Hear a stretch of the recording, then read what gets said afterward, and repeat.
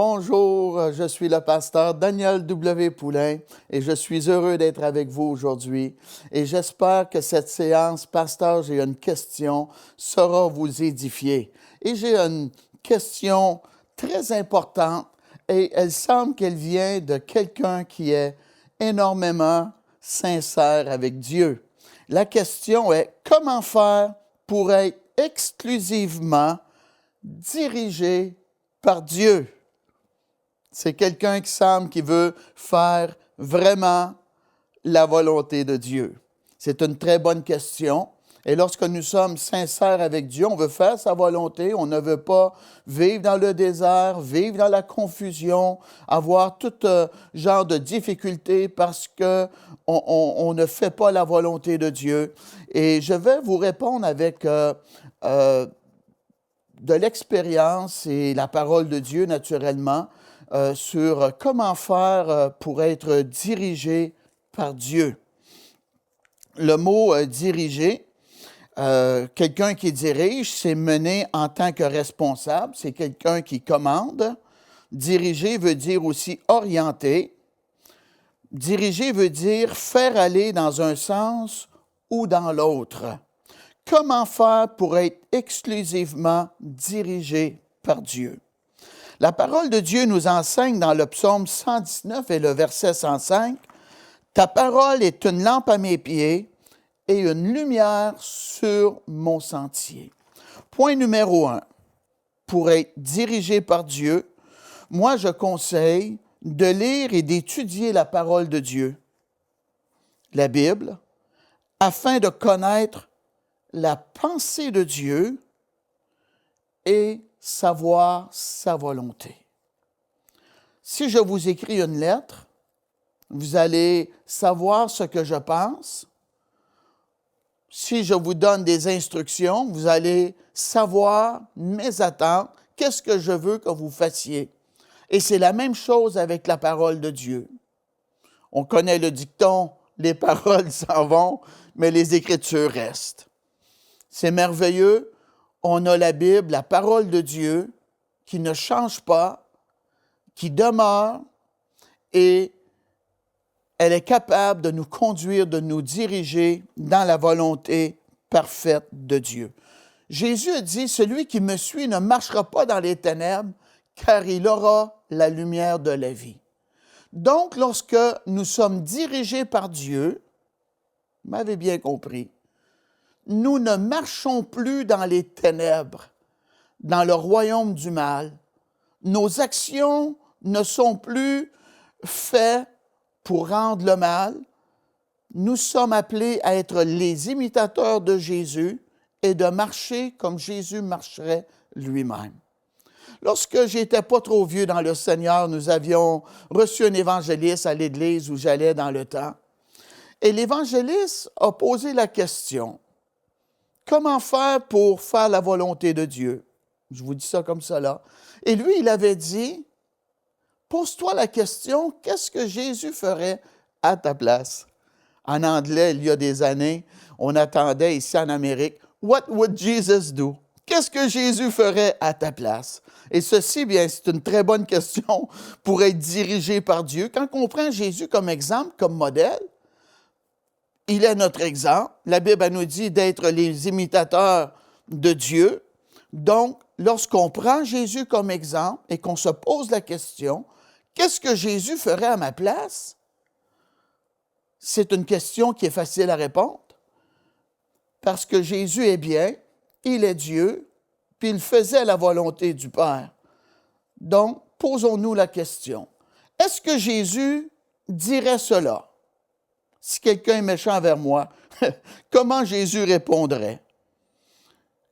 Quel serait le réagissement de Jésus dans une telle situation? Qu'est-ce que Jésus ferait à ma place? Il est parfait. Donc, c'est à nous d'avoir un bon comportement. Je sais que ce n'est pas tout le temps facile, mais que la grâce de Dieu nous accompagne à être dirigés, à marcher dans les traces de Jésus. Une autre chose qui est très important à comprendre, et les gens voient ça d'un mauvais œil ici en Amérique et peut-être en Afrique et en Europe. Ce sont les 10 commandements. Les gens voient mal les 10 commandements parce que il est dit, tu ne feras pas, tu ne convoiteras pas, tu ne voleras pas, tu ne. Et les gens voient cela comme étant des empêchements. Mais laissez-moi vous dire que les 10 commandements ont été donnés par Dieu, notre Créateur. La Bible nous dit afin qu'on soit heureux. Et ceci n'est pas pour brimer notre liberté, mais c'est pour empêcher la confusion et qu'on soit malheureux et que nous mettions nos pieds, m'a dire ça en québécois, dans le pétrin où ce qu'on va vivre de grandes difficultés. Moi, en venant au studio ici un matin, j'ai été grandement béni. Peut-être vous aussi, par chez vous. Pourquoi? C'est un exemple que je donne là. C'est que lorsqu'on s'en va en voiture, advenant le cas, là ici au Québec c'est en hiver, mais qu'il y a des vaches qui sont dehors, clôturées. La clôture empêche les vaches de venir sur la voie, sur la route et occasionner une ou des accidents. La clôture est là pour la protection, la sécurité des conducteurs et également la clôture, c'est une protection, une sécurité pour le fermier et ses vaches. Et les 10 commandements sont là, pas pour brimer notre liberté, mais pour qu'on puisse vivre dans la paix, dans la joie, pour nous contrôler afin que nous soyons heureux. Donc, lorsqu'on a des décisions à prendre, prenons les décisions selon la volonté de Dieu, les commandements que Dieu nous a donnés. Un autre point qui est énormément important pour être conduit par Dieu, la parole de Dieu nous dit, dans Proverbe 11 et le verset 3, « L'intégrité des hommes droits les dirige. » C'est que vous et moi, on doit avoir un cœur qui est droit devant Dieu. L'intégrité, c'est un choix. On peut être quelqu'un qui ne veut pas être intègre ou qui veut être intègre.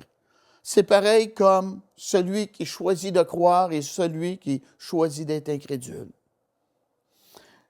Moi, avec l'aide de Dieu, je choisis d'être intègre. La Bible elle nous dit dans 2 Chroniques 19 et le verset 9, « Vous agirez avec intégrité de cœur. » Donc, nos décisions doivent être des décisions qui plaisent à Dieu, des décisions d'intégrité afin de faire la volonté de Dieu. Et laissez-moi vous dire, lorsque nous sommes des gens intègres, notre cœur ne nous condamnera pas et nous allons avoir la joie de Dieu dans notre vie.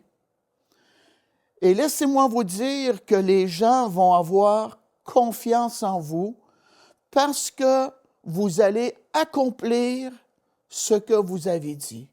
Quelqu'un d'intègre, c'est quelqu'un qui accomplit ses engagements, ce qu'il a dit.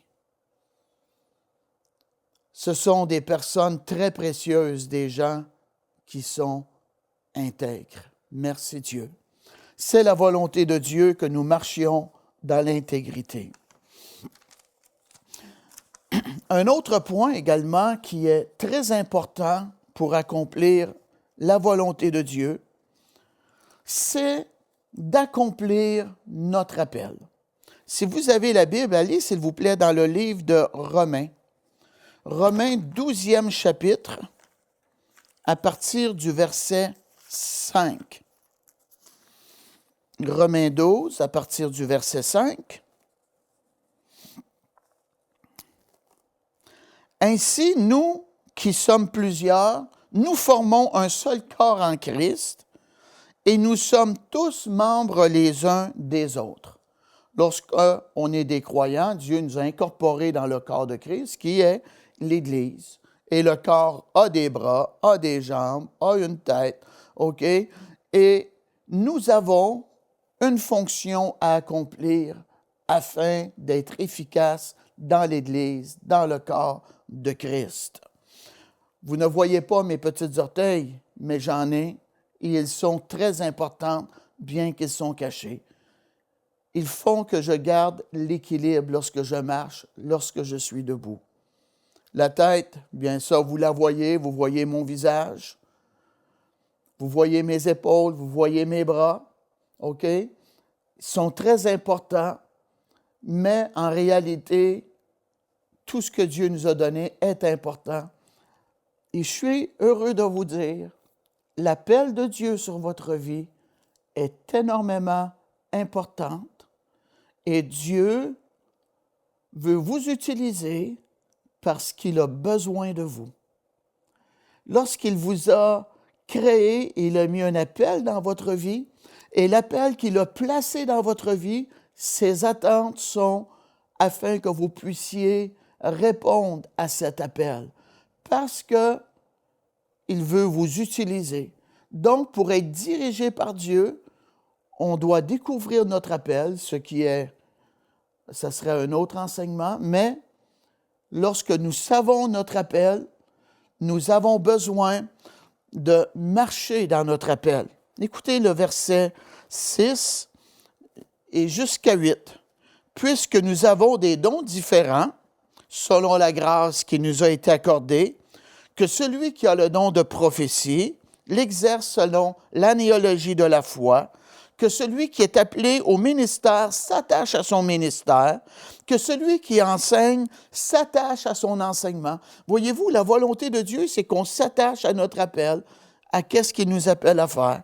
Et celui qui exhorte à l'exhortation, que celui qui donne le fasse avec libéralité, que celui qui préside le fasse avec zèle. C'est la volonté de Dieu, que le pasteur soit dynamique, soit tout zélé. Et lorsque vous allez découvrir votre appel, vous aussi, vous devriez être zélé. Que celui qui pratique la miséricorde le fasse avec joie. C'est la volonté de Dieu qu'on le serve dans notre appel. Et c'est très important, la parole de Dieu, comment faire pour être dirigé par Dieu. La parole de Dieu nous le dit. Une autre chose, Ésaïe 55 et le verset 12. Il est mentionné, « Vous sortirez avec joie et vous serez conduits dans la paix. » Lorsqu'on fait la volonté de Dieu, on va avoir la joie du Saint-Esprit en nous et on va avoir la paix de Dieu en nous. Et laissez-moi vous dire que l'erreur est permissive.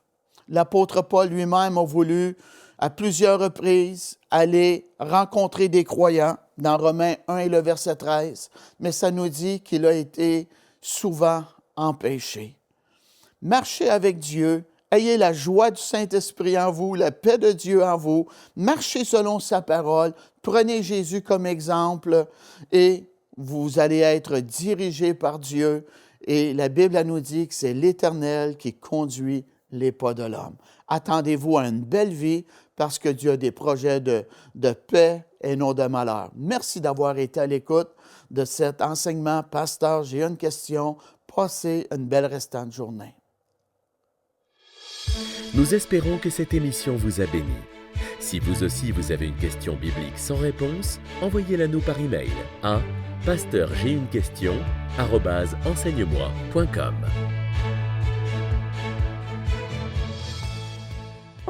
Cette émission est rendue possible grâce au précieux soutien des partenaires d'Enseigne-moi Canal International. Retrouvez tous nos programmes sur emcitv.com.